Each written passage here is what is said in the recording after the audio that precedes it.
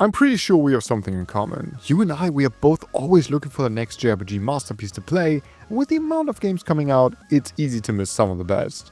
But your search is over now, because here are 10 JRPG masterpieces that are a 10 out of 10. That doesn't mean these games are perfect, they all have flaws, but these flaws are so insignificant in the context of the game that I rate them a 10 out of 10.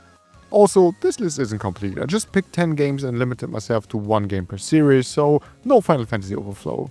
What JRPGs would you give a 10 out of 10? Let me know in the comments. Alright, let's go.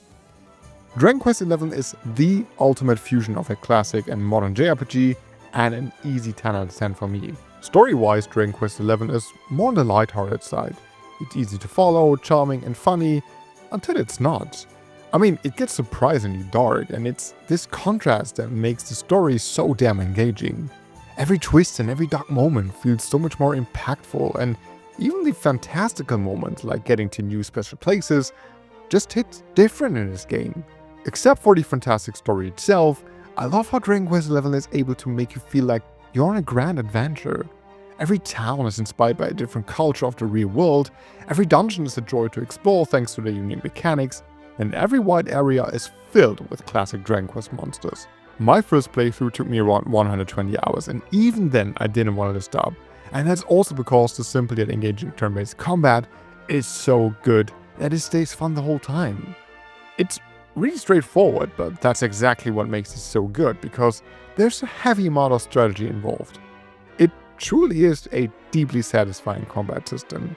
Dragon Quest XI deserves a 10 out of 10 because it just does everything right. Story, characters, pacing, combat, music, atmosphere, everything just comes together beautifully. And it's simply one of the greatest JRPGs ever created. Ys 8 Lacrimose of Dana has basically everything I like in a JRPG. The action combat with its rock paper scissors mechanic is definitely among the most simple yet fun combat systems ever. Its extremely fast and fluid movement is second to none, simply unparalleled, thanks to the super quick character swaps, dodges, and lightning fast attacks. The characters all come with their own attack type that is required for certain enemies, which gives you just enough depth. The result is a deeply satisfying and addictive combat system that gets even more fun the more time you spend with it, and honestly, I think that's kinda rare. Ys 8 also has a brilliant story that is told from 2 different perspectives. Seeing how these perspectives are connected to each other and what the mysteries behind the island and its past are is really exciting, surprising and engaging. The cherry on top of all this JRPG greatness are the fantastic characters. Some of them have some very personal stories, some of them are just badasses, and all of them are well written. Exploring the island is another highlight because no other RPG makes you feel like you're exploring completely uncharted territory, which makes exploration tense, mysterious and fun. Maybe not as fun as exploring this funny subscribe button if you're enjoying this video, but still great. And it goes without saying that the OST is an absolute masterpiece. I'd even say that this is one of the best music Falcom has ever put in a game. I mean, this game doesn't really make any mistakes. It's close to perfect, so it absolutely deserves a 10 out of 10. I'm so happy we got a remake of Traits in the Sky First Chapter because I did not really enjoy the original that much and even dropped it. Now I played the remake and I'm so excited to be finally getting into the Traits series, and man, what a great way to start. Story-wise, this may be a slow burn, yes, but it's still full of great and surprising moments, and without spoiling anything, the ending left me shocked, and I can't wait to see where the story is going in the next 2 games and the series itself. I've rarely seen a game with characters and dialogue written so well, especially Estelle. She has to be one of the best written characters in any RPG, and overall, I just cared for every single character so much, which actually made the events feel so much more impactful. Then this hybrid combat system, wow, it's so addicting, so good, I couldn't stop fighting every single group of enemies. The blend of action combat for weak enemies in preparation for the tougher monsters, and the simplistic yet deeply strategic turn-based combat is absolutely immaculate. And just about everything else is so great. The music, the world and world building, the graphics, the skill and progression system, it's just such a well put together game and remake. Yes, I also have some complaints here and there, but in the end, I have to say, every second of playing this was a joy and so much fun. And that's exactly what makes this a 10 out of 10 JRPG for me. If you haven't gotten into the trade series yet, this is the way to go. I mean, this is the easiest 10 out of 10 JRPG for me. I just love this game so much for so many reasons. The story is captivating and the pacing is so good that I couldn't stop playing because I always wanted to know what happens next. Uncovering the mysteries behind Leia, the fictional world of Crossworlds, and some of the characters resulted in one of my favorite stories ever told in an RPG. There are some emotional and heartbreaking moments, so many epic things happening, that it's hard to not fall in love with Crosscode's story. Underneath the story, the game discusses themes like identity, what it means to be human, and what's the purpose of life, which all makes the overall story even more engaging. But that's also because the wonderful cast of characters with unique and charming personalities. And even though Leia is not able to say very much, the artful character portraits breathe life into her and the rest of the cast. The fast-paced combat requires both precision and strategy, as basically every enemy has a unique mechanic. Switching between the elemental powers while performing insane looking special attacks makes combat feel super dynamic. Especially boss fights are out of this world. They're basically puzzles in themselves and they're so satisfying to beat. And speaking of puzzles, Crosscode is filled with incredibly well designed puzzles that push you to the limits when it comes to being creative, precise and fast. And the soundtrack is a beautiful mix of nostalgic instrumentalization and countless catchy melodies that make the emotional, heartbreaking and epic moments even better. Crosscode is a masterpiece, deserves way more attention, and most definitely a 10 out of 10. Xenoblade Chronicles 3 is a masterpiece, there's just no other way to say this. The whole premise of the story sucked me in completely within the first hour.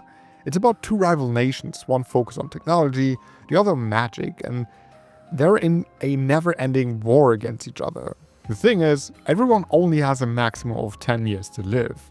What follows is a story with unexpected twists and moments so emotional that it's actually hard not to cry like a baby. Honestly, I don't want to say more than that in case you haven't played it yet, but yeah, it's one of my favorite stories ever. That's also because of the cast of characters that not only have complex and well-written personalities, but also an undeniably heartwarming chemistry. While in the beginning character interactions are still dominated by the hate for the enemy nation, these interactions evolve into something so beautiful. That is easily my favorite thing about this game. But of course, the combat is brilliant too, as it finds the perfect balance of the basics established in the first game and the complexity of the second, while bringing cool new mechanics to the table. The result is a game that learned so much from its very good predecessors, and for me personally, made everything even better. Again, Xenoblade Chronicles 3 is a masterpiece, does pretty much everything right, and absolutely deserves a 10 out of 10. I was excited for Clair Obscur Expedition 33, sure, but I did not expect it to be so good that it rapidly landed in my list of favorite games of all time, and being a 10 out of 10. The story about this journey full of despair and hope at the same time is told beautifully, with memorable and epic moments that almost made this feel like a movie. The twist the story had to offer absolutely caught me off guard, and left me staring at the screen mouth wide open, while being fully invested in the narrative and the characters. This cast of characters has quickly become one of my favorites in recent memory, as everyone has a complex and authentic personality, while the group dynamic feels believable, especially in the context of the story and gritty world. And then there's this turn-based combat system which is just unbelievably well crafted and fun. The interactive elements like timed attacks, dodges, parries and free aim, combined with a simple yet deep and motivating Lumina system, create the most engaging turn-based combat I've ever had the pleasure of playing. It just never got boring. Then there's this amazing soundtrack, the insane performances of the voice actors, and the emotional performances of the motion capture actors that create a game that often feels more like a film than a game. Clair Obscur is a miracle, and I still can't believe this exists. This, my friend, this is art, and everyone who played and loved it knows that. I don't give games a 10 out of 10 that easily, but after the credits rolled, I knew that I played one of the best games ever created. And that has to be worth a 10. I love this game. Chain Echoes is such an overlooked gem, despite it being one of the best indie JRPGs ever. One of the main reasons for that is the fantastic story. While this already starts with an interesting setup and some thrilling action, I was not prepared for what was to come. The story is exciting, emotional, engaging, and takes a couple of unexpected twists that I didn't really see coming. At the same time, the characters are highly likable and the world is full of interesting, beautiful places. The turn-based combat system is one of the most creative combat systems I've seen in an RPG. Actions move you back and forth on a gauge that determines how much damage you deal and take. It's simple in concept but requires strategic thinking because every decision matters a lot. Chain Echoes is a game that may take a lot of inspirations from the SNES and PS1 era, but it creates something so unique and special that makes you feel like you're in the good old days with all the good things that come with modern games. Its execution of that, the soundtrack, the world, the lore, everything blends together so beautifully. Chain Echoes is a 10 out of 10 video game and it deserves so much more attention. There's no perfect game in the world, I know, but this one is very close. Metaphor Refantasia checked all the boxes for me, and while it took me a while to come to the conclusion that this is a 10 out of 10 for me, I'm confident about it now. This game has been out for a year and I still think about it every week. That's how much of a lasting impression Metaphor had on me. What I love the most about Metaphor is the unique world, both in regards of the aesthetic and the atmosphere. The whole world building with all the creatures and different tribes are so interesting and create a universe that I just want to see more of. The thing that really made me addicted to Metaphor is its gameplay though. The blend of real-time and turn-based combat proved to be a brilliant mix, as it killed all the potential frustration I could have had with it. Being able to hack and slash through weak enemies while still earning a relevant amount of XP made grinding so incredibly rewarding and fun. Making new friends and getting new archetypes, which are basically classes, is an addiction on its own, because that way the social aspects and combat gameplay are connected with each other, much more so than, let's say, Persona 3. The story may take a while to really kick off, but as soon as it does, it becomes one of my favorite stories in recent memory. There are some moments in this game that really took me off guard, and the twists in this, wow, I did not see them coming. It's mind-blowing. All this created an incredible experience, and Metaphor does most things very right, which is why I think it absolutely deserves a 10 out of 10. Man, I love this game. I know Final Fantasy VII Rebirth isn't perfect by any means, but that goes for all the games on this list. But everything it did right, I think it did exceptionally well. The story of the original was expanded and added so much more depth and epic moments that everything got more engaging and epic. The result is a story I feel familiar with, for the most part, but with moments staged so incredibly well thanks to the amazing voice cast and actors. The cast of characters in FF7 has always been my favorite in gaming, but Remake and Rebirth made me care about them even more thanks to the writing and performances.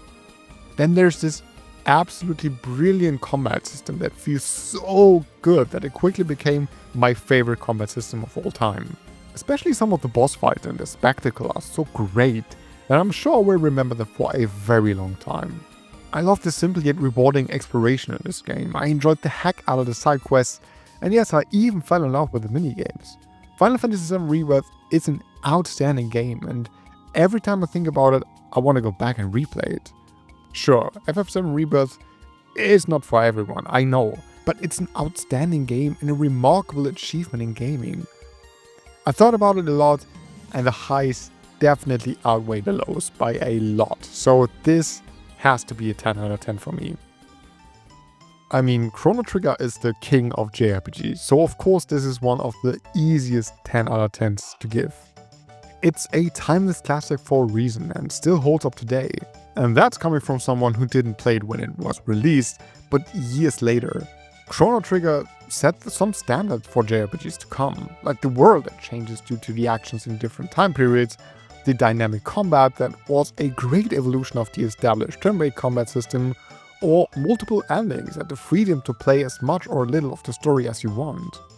Chrono Trigger delivered all that while giving us a memorable cast of characters, one of the most iconic video game soundtracks of all time, and a brilliant art direction that still remains unique and beloved today. Chrono Trigger is a masterpiece. It was a 10 out of 10 back when it came out, and it's a 10 out of 10 now, and for me, that will never change. So, did you find a new JRPG masterpiece to play?